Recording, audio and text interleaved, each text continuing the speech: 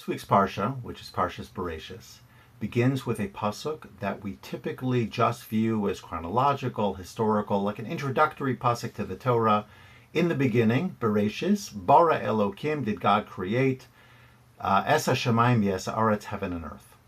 So we have this chronological pasuk, this introduction, if you will, that leads into the balance and continues with va'aretz haysa tohu vavohu, the land was desolate and it was empty, and it kind of continues to fill in the void of what happened next and tell us how the world ultimately was created. And so we think of it as a narrative of sorts.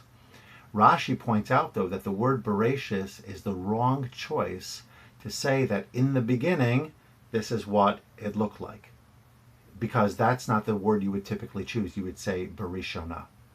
Why does it say Bereishis? So if you're going to translate it in the literal sense, you have to adjust it, if you will, and say Bereishis Berias Elokim, meaning to say in the beginning of the process of creation of Shamayim and Aretz, of heaven and earth. What did it look like? And then you have the psukim that follow. So Bereishis bara, the two words together don't really go. It's either Barishona bara, at the beginning he created, or Bereishis Briat, at the beginning of the process of creation. But the two of them, otherwise, the way that it's written, it doesn't really work.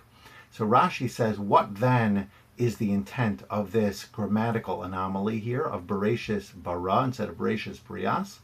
Rashi says that the word Bereishis should be split into two words, which is Bishvil Reishis, for the sake of Reishis. Did Hashem create? So it's like not a chronological statement, but it's a mission statement. It's telling us the purpose of creation was for the sake of Reishis. And Rashi, of course, is based on Chazal. What is Reishis? Reishis is Torah, and Reishis is Klal Yisrael.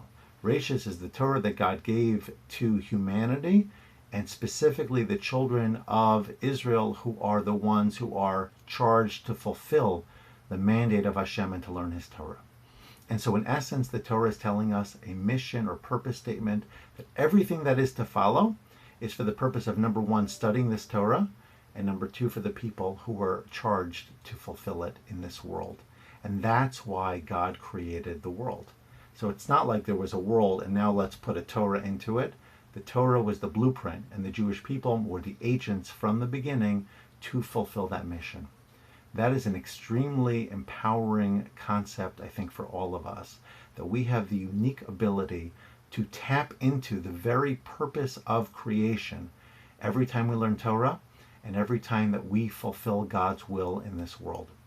So to make this really practical, I think it's a great opportunity, the beginning of the Torah reading cycle, to reconnect, recommit ourselves to learning, recommit ourselves to fulfilling Hashem's will in this world through our behaviors, what we might call Kiddush Hashem, sanctifying His name through our conduct, obviously doing it in terms of fulfillment of Torah and mitzvos, and really identifying at our core, I am someone for which the entire world was created.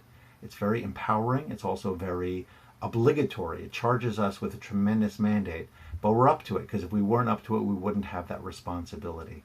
So I hope that this is a message that you can convey at your Shabbos table, just in general, that we have a special, unique purpose and we are here to fulfill it.